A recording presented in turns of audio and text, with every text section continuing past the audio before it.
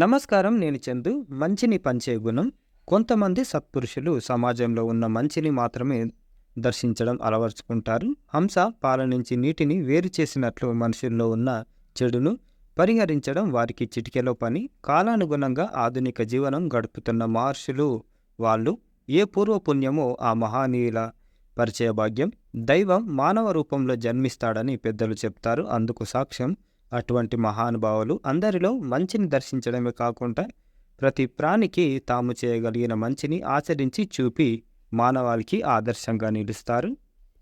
సృష్టి నిర్మాణం గురించి తెలియజేస్తూ పౌరాణికులు ఈ జగత్తు సర్వం మాయా మోహాలతో నిండి ఉందని చెప్తారు. సాధారణ మనుషులు బలహీన మనస్కులు కావడం వల్ల సత్యాన్ని తెలుసుకోలేరు, ధనానికి వశులవుతారు, దురలవాట్లకు లోనవుతారు. అలాంటి సమయంలో ఆదర్శప్రాయ వ్యక్తిత్వం కలిగిన మహాపురుషులు తెరపైకి వస్తారు.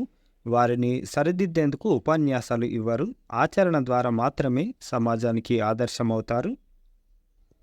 వేదాలు మొదలుకొని సకల శాస్త్రాలు మనిషిని సన్మార్గవర్తిని చేయడానికే ప్రాధాన్యం కూడా ఇచ్చాయి.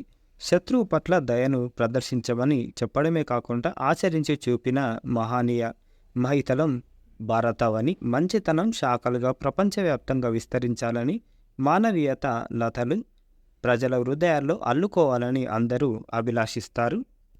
చిన్నారుల మనస్తత్వానికి దగ్గరగా ఉండడం ఆ స్వప్నాన్ని సాక్షాత్కరింపజేస్తుంది. కల్మషమెరుగని బాల్యంలో అందరినీ మంచివారిగానే భావిస్తాం. అపరిచితులు బుగ్గగిల్లిన అందంగా నవ్వి సంతోషాన్ని పంచిపెడతాం.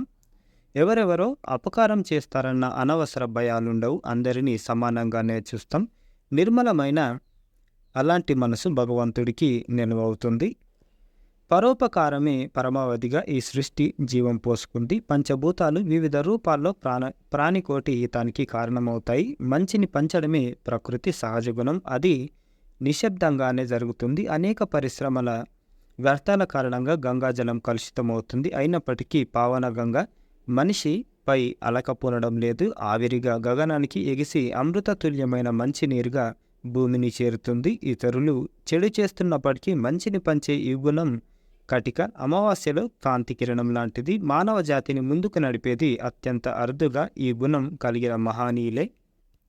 మానవ జన్మ ప్రేమను పంచడంతో పునీతమవుతుంది. అందుకు సర్వత్రా మంచిని మాత్రమే దర్శించాలి.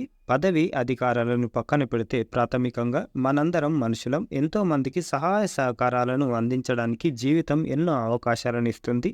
ఆహార పాత్రలో మిగిలిపోయే 4 మెతుకులు సైతం అల్ప ప్రాణులకి ప్రాణాధారమవుతాయి.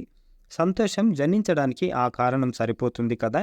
ఇలాంటి చిన్న చిన్న ఆనందాలను పెంచుకుంటూ వెళితే, మంచిని పంచుకుంటూ వెళితే అందరూ కోరుకునేది అదే, భగవంతుడితో సహా అని గోలి రామచంద్రరావు గారు రాసిన అంతర్యామి ఇది. మంచిని పంచే గుణం. వీడియో లైక్ చేయండి, షేర్ చేయండి, ఛానల్ని సబ్స్క్రైబ్ చేసుకోండి. Thank you. ధన్యవాదాలు.